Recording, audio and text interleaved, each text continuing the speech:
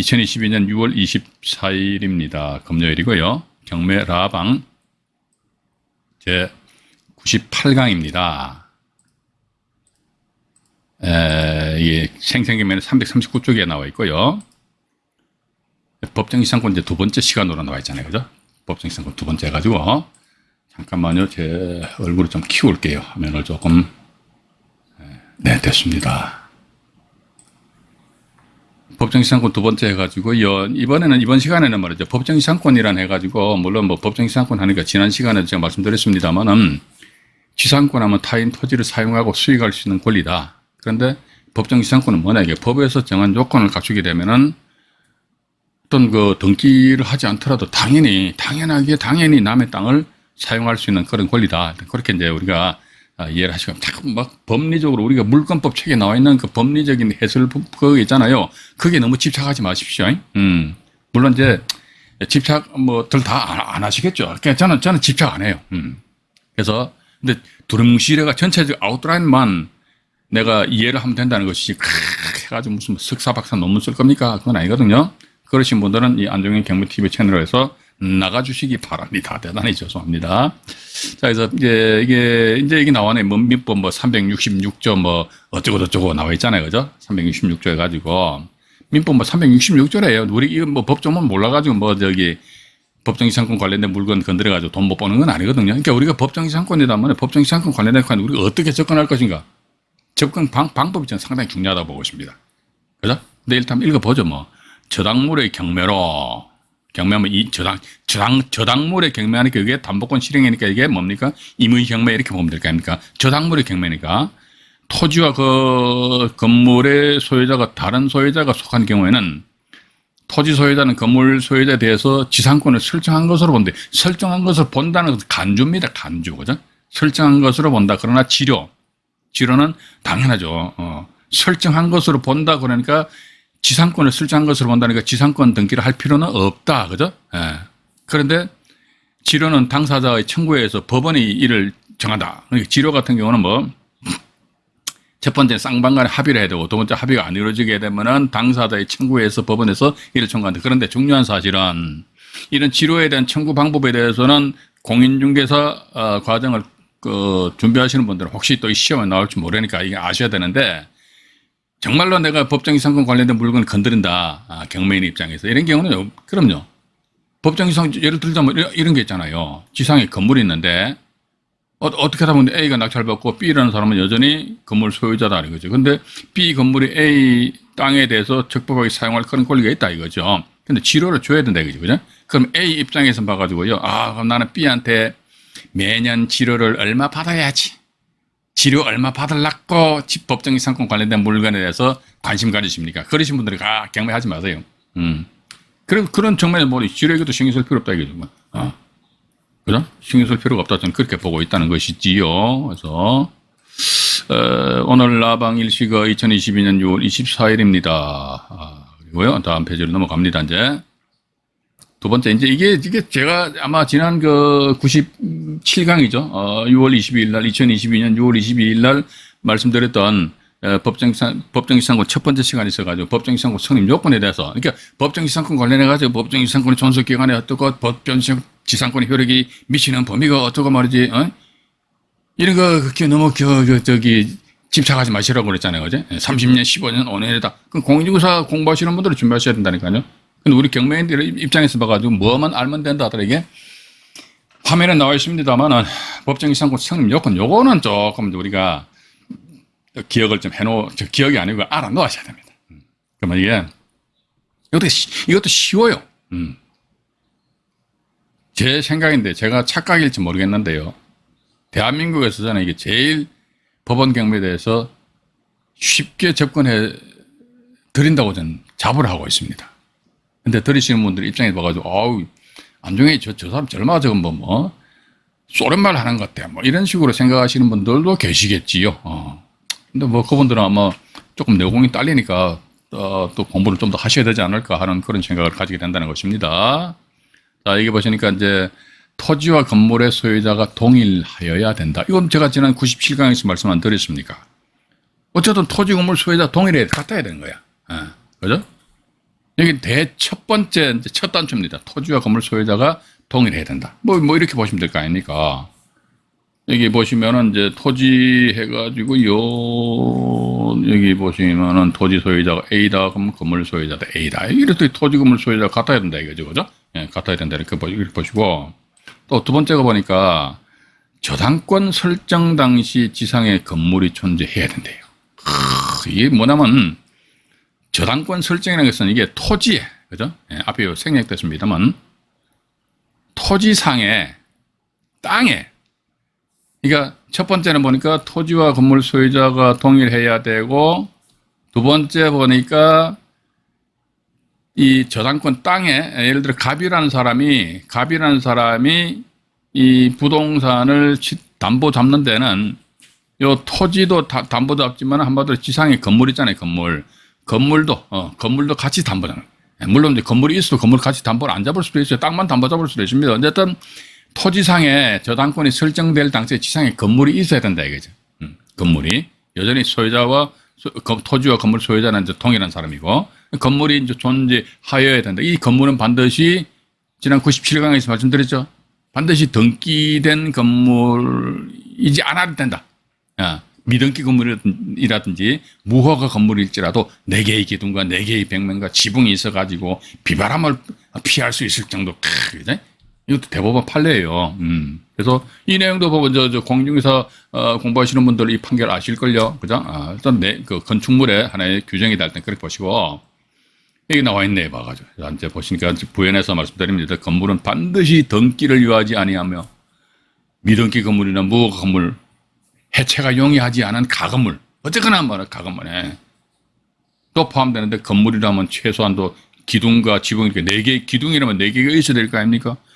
그 지붕이 있어야 될 거 아닙니까? 또 주벽에 벽이 있어야 될 거 아닙니까? 4개의 기둥과 지붕과 4개의 기둥이면 벽이 4개겠죠. 그죠? 주벽이 이루어지면 이를 법률상 뭐 건물이란다. 이게 대법원 뭐 86누 뭐 이게 대법원 판결문에 이게 이렇게 언급되어 있는 것 같습니다.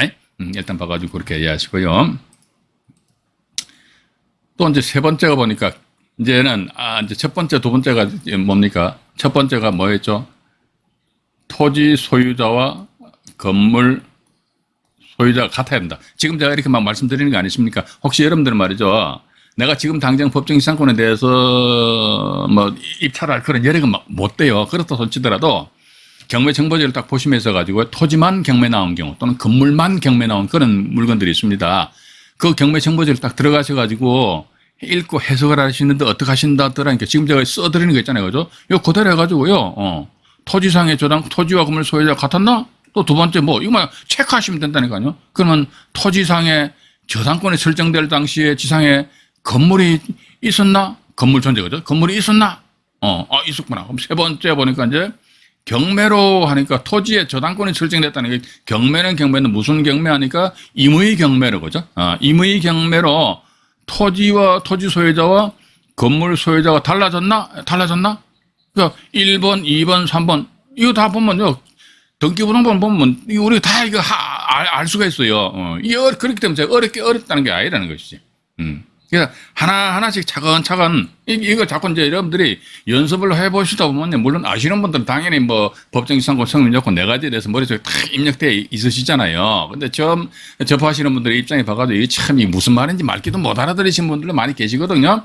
그렇다면 이거 매번 자꾸 내가 해보는 수밖에 없어요.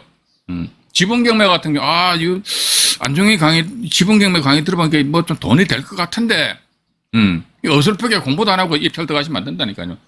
그럼 내가 지분에 대해서 한번 도전을 해봐. 그럼 그때부터는 말이죠. 경매 정보지상에 보면요. 지분경매 물건 나온 거 많아요. 지분경매는요. 그거 일일이 좀 뭡니까? 경매 정보지를 보시면서 내가 만약에 이 사람 지분 만약에 2분의 1이나 3분의 1 아니면 7분의 2, 9분의 2 지분이 경매가 나왔는데 이걸 내가 낙찰 받았을 적엔 말이죠. 어떤 식으로 상대방하고 한마디로, 꼬였던 실타래를 풀 것인가. 그 방법론을 내가 알면 된다. 저는 그렇게 보고 있습니다. 법정지상권도 마찬가지거든요. 토지 건물 소유자가 같았는데, 어쩌다 보면 땅만 경매 나와버렸네? 땅을 내가 낙찰 받아버렸네? 그러면 갑자기 그전에는 토지 건물 소유자가 동일했다가, 어느 날 토지와 건물 소유자가 달라져 버렸네? 이랬을 적엔 토지 소유자와 건물 소유자가 맨날 앵앵거릴 거 아닙니까? 그죠? 싸움할 거 아닙니까? 그래서 뭐 싸움한다 걔가 뭐 소득이 있습니까? 뭐가 있습니까? 하잖아요. 그죠? 서로 윈윈 할 수 있는 그런 방법이 뭔가 하니까, 그럼 결국 내가 땅을 낙찰받은 상태에서 건물 소유자를 어떻게 확 옥죄할 것인가? 아니면 또 건물 소유자 입장에서는요, 우리 이거 법정기 상권, 이것도 법정기 상권뿐만 아니라 이게 다 똑같아요. 이게 우리가 이렇게 봅시다. 이렇게 봐가지고, A 돼 있잖아요. 그죠? 잠깐만, 죄송합니다. 네. 이 상태에서 토지만 경매 나온다 이거죠. 해가지고, B가 낙찰받고 여전히 A가 건물 소유자입니다. 그럼 아마 또 제가 여기서 그려드린 요 사진만, 이 내용만 보고는요, 좀 의문을 가지시는 분이 계실 것 같아요. 아니, 토지건물 소유자가 통일하면 저당권자가 말이지 토지건물을 같이 경매에 집어넣으면 될 건데 왜 땅만 경매에 집어넣느냐 이게. 요 앞에 단계를 생략을 해버렸어요. 그러니까 여기도 토지와 건물의 소유자가 AA입니다. A인데. 근데 이게 요 A 건물하고 이 건물이 틀리죠, 그죠? 근데 이게 보니까 이 갑이라는 사람이 땅하고 건물을 같이 담보 잡아버렸어.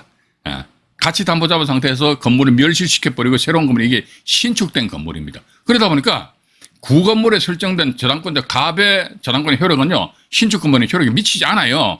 그렇기 때문에 갑 입장에서 열받잖아요. 그럼에도 불구하고 씩씩거리면서 자기는 땅에만 저당권 설정되었으니까 땅만 경매 신청한다. 이런 식으로 스토리가 전개됩니다. 요리하였을 경우 봐가지고 과연 지상 건물이 말이지, 만약에 이 사람이 땅을 적법하게 사용할 그런 권리가 없다 이거죠. 맞죠? 없다더라 이렇게 하게 되면은 B 입장에서 아싸, 건물 소유자는 꼼짝만 숨만 쉬고 그냥 눈만 끔뻑거리고 앉아있어. 이렇게 해서 B가 거들먹거리고 까불었다가 자칫 잘못하면 A한테 팍 해가지고 눈탱이 밤탱이 돼버립니다. 아니 뭔 소리냐 이거지. 이 A라는 건물 소유자는 B 땅을 적법하게 사용할 그런 권리가 없다며. 없다 이거죠. 없어요. 없다니까. 그런데도 불구하고 때로는 봐고 A가 B 눈탱이를 팍 그냥 밤탱이를 만들 수가 있다니까요. 그런 걸 우리가 알아야 될 거 아닙니까? 그죠? 맨날 저 법 조문에 나와 있는 말이지, 민법 366조가 어쩌고, 민법 366조가 여러분들 반맥이 줍니까? 전 그건 아니라고 보고 있습니다. 그러니까 법 조문이라든지 대법원 판례 같은 경우 단지 우리가 이러한 유형의 물건의 입찰 참여하는 데 있어가지고 보조적인 게 한번 시다. 그러니까, 요런 식으로 해서 내가 낙찰 받았을 적에 혹시 상대방하고 어떤 분쟁이 발생되었을 적에 그럼 결국은 뭡니까? 테이블에 같이 앉아야 될 거 아닙니까? 법정을 가든지 뭘 가든지 그랬을 때 내가 불리한가 불리하지 않는가 유불리를 따지기 위해서 법 조문하고 판례가 필요한 것이지 나머지는 큰 필요 없다고 보고 있습니다. 그죠? 그러면 문제는 뭐냐면 법정이 상권 성립 안 된다 이게. 성립 안 되면요 B는 누구한테 건물 소유자 A잖아요. A한테 야 건물 부숴 해가지고 건물 철거 소송을 요청할 것이고, 그죠? 근데 반대로 A가 B한테 네 마음대로 해봐! 하면 B 입장에서 말이죠. 말 그대로 뭡니까? 닭갈비, 계륵, 그죠? 이게 삼국지에 나오는 이야기잖아, 그죠? 먹자니, 먹을 게 없고, 버리자니 아깝고, 그런 거야. B 입장에서 와가지고 확 그냥 건물을 철거하자니, 건물이 아깝고, 놔두자니 또 내가 이 땅에 투입된 돈이 또 아깝고 말이야. 본인이 땅을 취득하는데, 투입된 비용도 아깝고 지상 건물 보니까 아주 건물이 이뻐. 이 건물도 아깝고 아주 이뻐니까 또 이런 생각이 나네 봐가지고 분묘기지권 있잖아요, 그죠? 분묘기지권. 이렇게 보시면 됩니다. 와가지고 딱 가보니까 임야인데 말이지 면적도 얼마 안 돼요. 봐가지고 한 1000평 정도 된다 이거지. 근데 봉본이 말이에요. 이렇게 봉본 딱 올라가네. 봉본 딱 있어요. 이게 봐가지고, 분묘기지권이, 성립요건이 어쩌고, 그거 따지지 마. 뭐하러 따져, 봐가지고, 세상 복잡한데 말이지. 그죠? 그러면 저는 제가 만약에 저는 이런 분묘기지권이 있는 부동산에 대해 별로 관심이 없어요, 저는. 남의 조상을 흔들어가지고 돈 벌어서 먹고 살고 싶지는 않습니다. 그런데 이런 데도 관심 가지시는 분 계실 거 아닙니까? 그죠? 그러면 제일 먼저 뭘 본다더라? 야, 분묘기지권의 성립요건 없냐? 법리적으로 따지지 말아요. 근데 따지실 분들 따지십시오. 저는 안 따집니다. 제가 만약에 들어간다면 법리적인 부분 안 따지고, 어떡하지 봐가지고. 이 지상의 분묘가 호화분묘라면은, 그죠? 호화, 분묘하니까 말이에요. 이제 봉분이 예를 들어가지고 땅이 이렇게 돼 있는데 말이지, 봉분이 여기 가운데 있다 이거죠. 이쪽으로 해가 막 담을 막 친 게 있잖아요. 담도 치고 여기 막 주변은 막 완전히 축구장 잔디보다 더 그냥 깔끔하게 아주 이쁘게 단장을 잘 해놨어요. 이걸 앞에 보니까 성물 해가지고요. 뭐 아주 폼나는 그런 게 있다 이거. 이게 이 땅이 전체가 경매 나오는 이거 들어가 봐도 괜찮아요. 봐가지고, 그죠? 우리나라 재벌 총수들 돌아가신 분들이 지금 그 땅이 그게 임야 이런 게 경매 나올 리는 없겠지만은 혹시 만약에 경매 나온다면 1차 길라 들어가 낙찰 받아버려 괜찮아요. 예. 제가 분명히 말씀드렸습니다. 그런 뭐 경매 안 나와요. 나올 수가 없어. 그런데 그러니까 그런 이 호화 분명 현장 가보니까 야, 좀 괜찮아. 그런 게 나왔다 그럼 들어간 낙찰 받으시라니까. 받고 나서 어떡한다 하더라고. 결국은 내가 낙찰받은 그 부동산 다시 후손들한테 되팔아먹는 거지. 딴 거 없어요. 봐가지고. 법정 이상권도 마찬가지라니까요. 여기 다시 저 화면을 치우고 한번 또 부연해서 말씀드릴게요. 법정 이상권 요거 제가 말씀 천천히 잘 들으시면 재밌어요, 이게. 일단 재미를 느껴야지만 경매 정보지 상에 법정 이상권 관련된 물건에 내가 관심을 가질 거 아닙니까, 어제? 우와, 머리 아파. 저 인간 무슨 이야기 하는 거야, 봐가지고. 그럼 아예 관심도 안 가진다고, 그죠? 그러니까, 제 말씀 천천히 인내심을 가지시고 들으시면 재미가 있다니까요. 좋습니다. 여기 다시 A가 있고요. 토지만 경매 넘어가가지고 이제 B가 낙찰을 받고, A는 여전히 그대로 되어 있습니다. 그럼 여기서 이제 B는 A에게, 또 A는, 우리 항상 상대적입니다. A는 B에게, B는 A에게, A는 B에게. 아파트를 낙찰받았습니다. 대항력 없는 임차인이 있습니다. 그럼 낙찰자는 가서 그 임차인한테 큰 소리 친다? 웃기는 소리 하지 마세요. 입어가지고. 그 사람 곤조가 있어가 말이지, 그냥, 입에 부엌칼 물고 여러분들 앞에 나타나면 어떡하시랍니까? 프로판 가스통에다 불 붙여가지고, 너 죽고 나 살자. 이런 식으로 하면 어떡하시랍니까? 그래서 항상 상대적인 거거든요. 그래서 이제 이 건도 마찬가지 토지 낙찰자 입장에서는 건물 소유자에 대해서는 어떠한 조치를 취해야 될 것이고, 또 이제 건물 소유자 입장에서는 야, 절마 저거 분명히 보니까 나를 완전히 막 쪼을 것 같아. 그래서 역으로 확 그냥 이 B를 확 쪼을 수 있는 방법은 뭐가 있을까?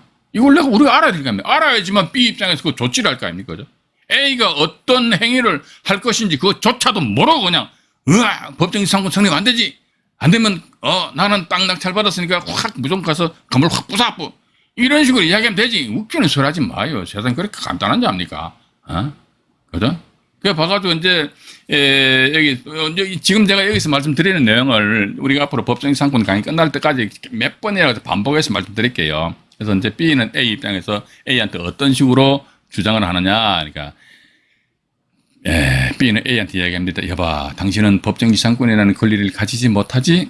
그래. 그러면 건물 사라져야 되지? 건물 사라져, 없어져. 이거 건물 철거 소송을 제기합니다. 그죠? 또 두 번째. B 입장에서 봐가 건물 철거 소송만 제기하면 좀 성이 안 차는 거야. 그럼 어떡한다 하더라? B 입장에서 어쩌 자기가 땅을 낙찰 받아버려내가지고 만약에 한 3억에 낙찰 받았다 그러면요.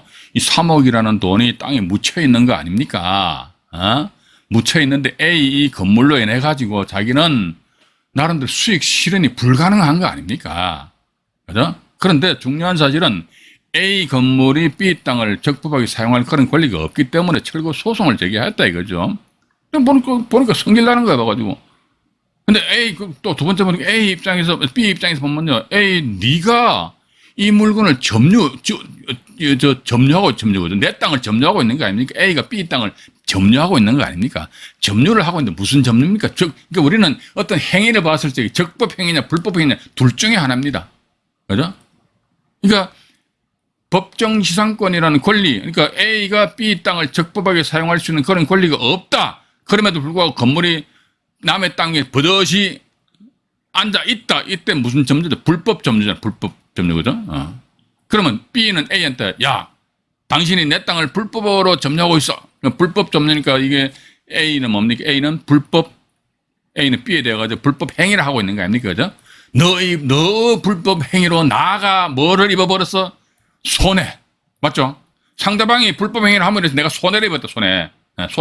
손해를 입었기 때문에 따라서 나는 말이지, B입니다. B가 건물 소유자 A에게 대한. 나는 너로 인해서 손해를 입었기 때문에 손해배상 청구 소송을 제기한다. 이렇게 나가야 됩니다. 예. 손해배상 청구 소송을 제기한다. 근데 보니까, 이야, 요 잘 들으세요, 이제. 요런 내용 앞으로도 몇 번 더 반복해 말씀드립니다. 똑같은 내용이에요, 똑같은 내용이에요.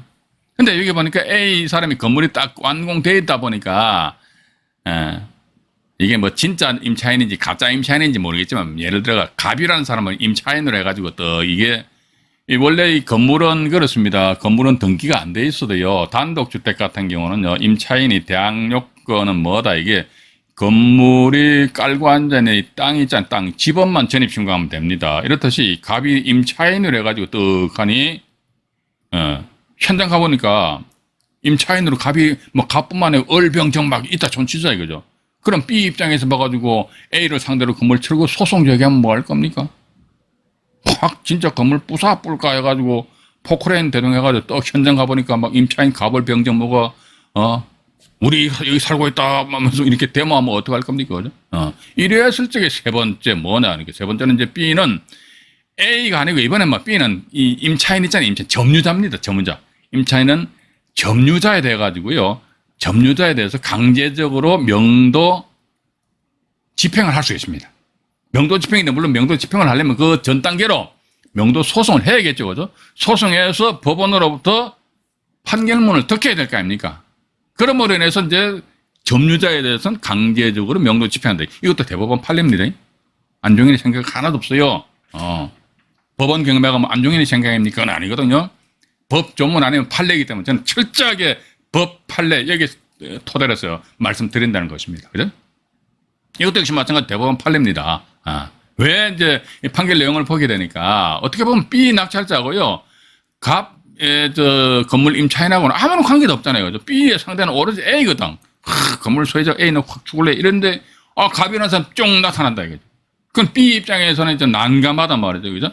근데 철거 소송을 제기하려다 보니까 임차인들이 있다. 이거지. 이런 임차인들이 있는 상태에서 건물을 사람이 살고 있는데 어떻게 건물을 철거합니까? 그렇기 때문에 어떻게 한다? B 입장에서 봐가지고 자기 어떤 나름대로 권리를 B의 권리죠. 그죠? B는 뭐다? 난 토지에 대한 소유권을 가지고 있는데 A라는 사람이 말이지 남의 땅을 버젓이 깔고 앉아 있다 이거지. 그런데 여기 더 나아가서 갑이라는 인간이 말이지 A 건물에 대해서 점유를 하고 있다 이거지. 그럼 이 사람들로 인해서 어쨌든 B가 손해를 본 거 아닙니까? 그죠? 그럼 나 철거 소송하는데 철거 소송 해봤자 아무런 의미가 없잖아요. 그죠? 그럼 철거 소송에 의해서 법원으로부터 판결문이 나왔다 할지라도 그 사람을 쫓아내야 될 거 아닙니까? 그렇기 때문에 쫓아내야 된다 이거라. 또 네 번째 많아요 이게. 이 상태에서 B는 말이죠. A에 대해가지고 뭘 한다 하더라고 이 가처분을 해야 됩니다. 가처분. 우리 가처분도 보면요. 지분 경매 같은 경우에 이 가처분 여러분들 아십니까?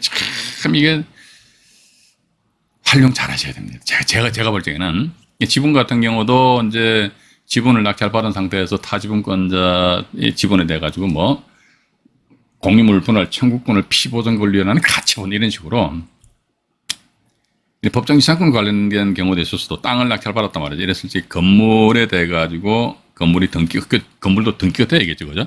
건물이 등기가 되었다더라 이랬을 적에는 이 토지 B입니다. 토지 낙찰자는 건물에 대해 가지고 A 명의 건물에 대해 가지고 가처분한다. 건물 철거입니다. 건물 철거 청구권을 피보전 권리라는 가처분 등기를 딱 해놔야 돼. 이 가처분은 해놓게 되면요, 이 가처분은요, 죽어도 말수가 안 됩니다. 말수기준 권리 선언을 불문하고, 말수 안 돼요, 이게. 이게 또 왜 말수기준 권리 선언을 불문하고 왜 말수가 안 되는지 그 이유에 대해서는 제가 나중에 또 차근차근 말씀드릴게요. 그냥 안 돼요. 이런 식으로 해서 강의 진행하면 안 된다니까. 이런 식으로 강의 진행하는 사람들은 지극히 경매를 모르는 사람이 봐가지고. 개뿔도 모르면서 강의 한도가 자빠져 앉아있거든. 그러면 안 되거든. 그래서 그런 강의 내용에 대해서는 우리 시청자 여러분들이 딱 들어보시고, 저 사람, 절마가 아니죠. 저 선생님 강의를 보니까, 오늘도 좀 뭐 됐다. 저 사람 완전 몰라. 이런, 그럼 가차없이 뭡니까? 영상물 안 보고 뛰쳐나와야 될 거 아닙니까? 근데 그런 데다가 밑에다 댓글로 말이죠. 너저분하게 글 달아놓지 마십시오. 어떻게 보면 그분들도 나름대로 유튜브 채널을 운영함으로 인해서 어떤 소기의 목적을 달성하기 위해서 하는 것인데, 먹고 살려고 하는 거 아닙니까? 그죠? 근데 그걸 가지고 막 할 필요는 없지 않느냐 하는 그런 생각을 가지게 됩니다. 어쨌든 B 입장에서는 A한테 이런 식으로 네 가지에 걸쳐가지고 이런 조치를 취한다. 그러면 A가 이제 이번엔 이제 만약에 말이죠. 제가 이 건물 소유자 A입니다. A 이 사람하고 자고 친해요. 야, 근데 건물이 폼 나는 거야. 근데 땅만 경매 나왔는데, 그럼 저는 먼저 A한테, 야, 땅이 경매 나왔으면 A 다시가 명의로 들어가서 낙찰을 받아라. 좀 세게 써가지고. 이렇게 첫 번째 코치를 했을 겁니다. 그런데 이 사람이, 이 A가 제 말을 안 들었어. 안 듣다 보니까 B라는 사람이 땅을 낙찰 받아버렸어. 그럼 두 번째 또 어떤 식으로 코치하느냐니까, 건물, 만약에 있잖아요. 요거 가처분도 뭐 건물이 등기가 돼야 된다고 그러잖아요. 그죠? 만 등기가 안 돼 있다면 이게 또 지금 난감하단 말이죠. 예. 자, 그런데 어떻게 보면 A 입장에 보면요. A가 등기를 안 한단 말이죠. 등기 안 하면 저는 일부러 A한테 빨리 등기하라고 합니다. 제가 A한테 등기를, 지금부터 이제 B를 골탕 먹이는 방법입니다. A는, 야, 니 빨리 건물 있잖아. 건물입니다. 건물 빨리 등기해라. 건물 빨리 등기해라. 등기한 다음에 두 번째 뭐 하나? 그럼 니 건물이잖아. 거기다가요, 선순위에 전세권 설정하고, 또 가등기 설정해버려, 가등기. 그럼 이게 건물, 이제 건물에 대한 분석인데요. 선순위 전세권이다, 전세권. 전세권 설정합니다. 또 가등기 설정해버려. 이러고는 가만히 있으면 돼. 가만히 있다.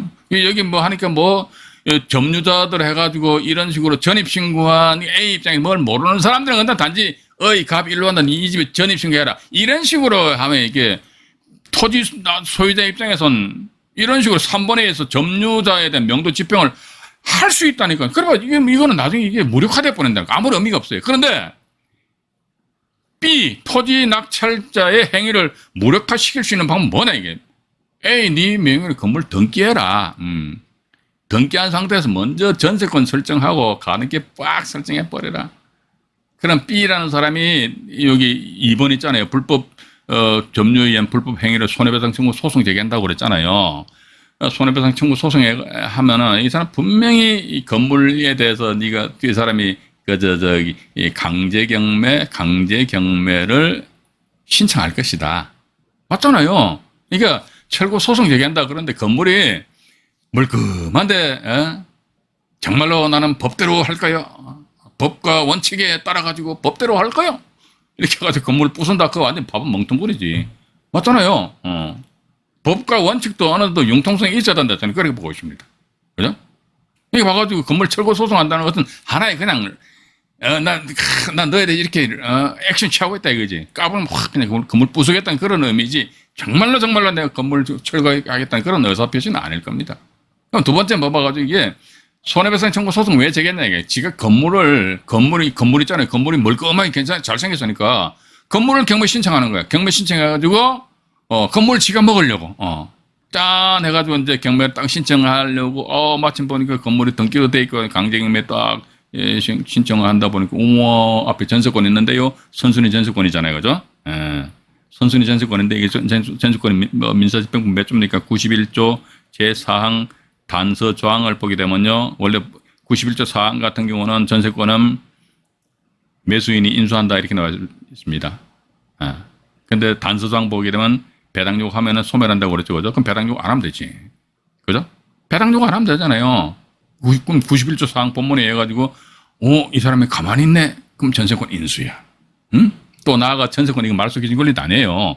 가등기, 뭔 가등기다 얘기죠. 근데 이런 제가 여기서 분명히 말씀드리는데요. 전세권 설정한다, 가등기 설정한다는 것은 없는 허위로 이렇게 설정하라는 게 아닙니다. 제가 괜히 이렇게 얘기하면, 야, 안중에 저것도 뭐지, 이런 불법 행위를 조작한다 이렇게 생각하시는 분도 계실 것 같은데 이런 허위가 아니라니까요. 건물이 멀끔하다. 요 들어왔는데 전세 살래? 알았어. 그럼 내가 전세권 설정해줄게. 그 돈 받아요. 돈 받으면 될 거 아닙니까? 그죠? 그래서 건물이 경매 나왔다. 너 가만히 있어. 이게 낙찰자 다 인수해준대. 물어준대. 그럼 가만히 있어. 그죠? 가등기도 역시 마찬가지다. 저는 그렇게 봅니다. 가등기도 보니까 건물에 대해서 혹시 이게 나중에 뭐 이게 만약 가등기권자는 뭐 이제 C가 가등기를 했다면 C 나한테 소유권 넘겨줄게 이러한 식으로 서로 쌍방간의 가등기에 대한 설정 계약서를 작성을 해놓고 그것도 소위 허위로 작성하면 안 되잖아요, 그죠? 저는 여기서 안정현 경매TV 채널에서 말이죠, 절대적으로 불법을 조장하거나 그런 절대적으로 그런 언급 안 합니다. 예. 들으시는 분들이 어떻게 활용하시느냐, 그건 제가 관여할 바는 아니다, 저는 그렇게 보고 있습니다. 어쨌든 봐가지고. 강제기면 이제 B라는 사람 강제기면 신청했잖아요. 건물에 대해서. 와, 근데 가만히 있네. 전세권 인수네. 가등기 이놈이 더 무섭잖아요. 가등기도 뭐야, 이게 당연히 인수네. 전세권 인수요, 가등기 인수다 그러면 이런 인수되는 권리가 떡하니 버티고 앉아 있는데 과연 누가 들어와 가지고 마음 놓고 쩝쩝쩝 하겠습니까? 못 들어와요, 못 들어와. 들어올 수가 없잖아요. 그죠?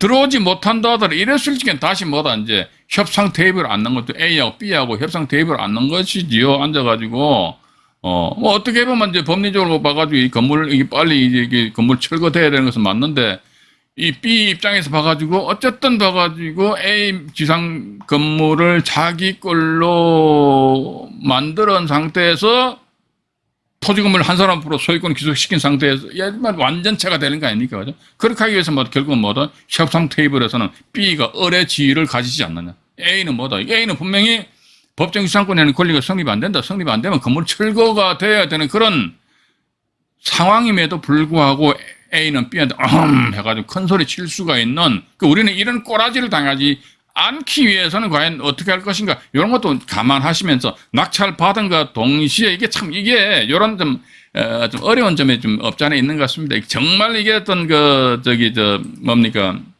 이 건물 소유자가 다시 정리해 드릴게요. 이제 B가 낙찰받고요. 낙찰받고 A가 이렇게 됐는데 B가 낙찰받을 당시에는 이게 건물이 등기가 안 돼 있어요. 등기. 예. 등기가 안 된 상태에서 제가 이 사람이 A한테 하는 것은 그 건물 철거 청구권을 피보존 권리라는 가처분 등기 하라고 그러잖아요. 가처분 거죠. 가처분 등기 하려면 건물이 어떻게 등기가 돼야 됩니다. 그죠? 건물이 등기가 돼야 되는데 등기 안 돼 있잖아요. 이 등기 안 돼 있어. 등기 안 돼 있으면은 가처분 할 수 없잖아요. 그죠?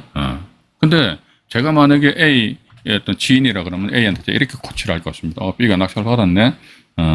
그럼 B가 낙찰 받고 나서 이제 대금 납부한다면 보통 한 달 정도 시간이 주어지잖아요. 그죠?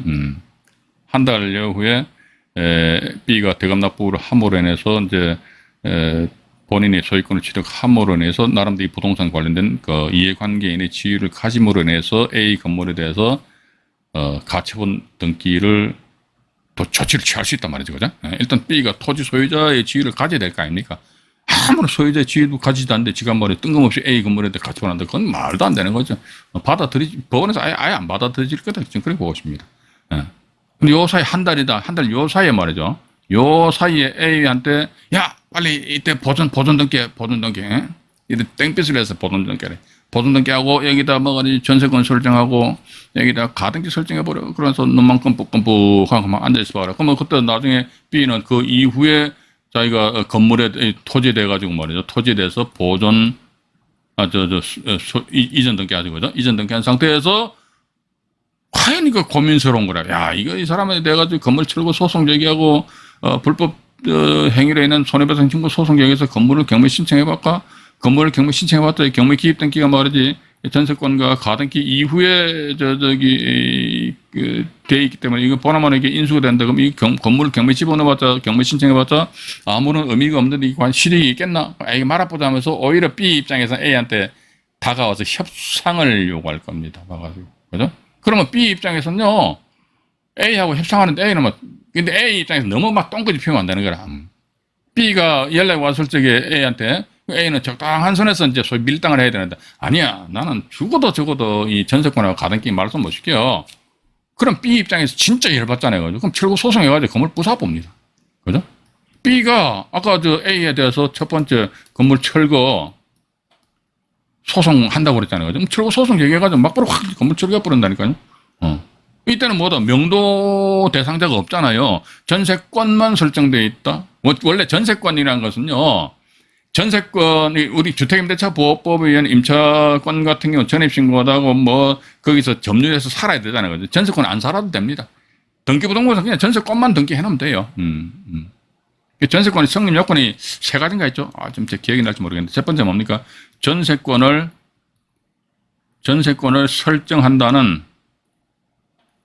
설정한다는 물권적 합의죠. 그죠? 물권적 합의가 있어야 되고, 다음 두 번째, 전세금을 지급하고, 세 번째 보니까 전세권 등기를 하고, 요 세 가지 요건만 딱 갖춰버리면요, 전세권 성립되는 거예요. 주택임대차 보호법처럼 뭐 주주학해서 주택의 인도 및 주민등록, 주택의 인도가 점유잖아요. 그죠? 안 살아도 된다 이거죠. 그럼 사는 사람이 없네? 그럼 이거 건물, 가등기도 역시 마찬가지 사람이 없다. 물론 사람이 있으면은, 명도 소송에 명도 집행해야 될 거. 만약 사람이 없다더라도 그럼 맞고라 그냥 철거 소송에 판결을 받아가지고 포크랭 가지고 뭐 집행관 대동해서 뭐 철거를 해버린다든지 이런 식으로 나아갈 수는 있겠죠. 그렇다 보면 어떻게 보면은 B 입장에서도 손해고 A 입장에서 손해고 둘 다 손해이기 때문에 제가 조금 전에 말씀드린 A 입장에서 너무 똥꼬집 피우지 마자. 일단 98강 일부 방송에서는요. 일단 여기까지 말씀드리고 또 나머지 또 부족한 부분은 말이죠. 내가 다른 파트 가가지고 또 말씀드리기로 하고요. 그다음에 화면 정지를 하고 나서 2부 방송 98강 2부 방송에서 만나 뵙도록 하겠습니다.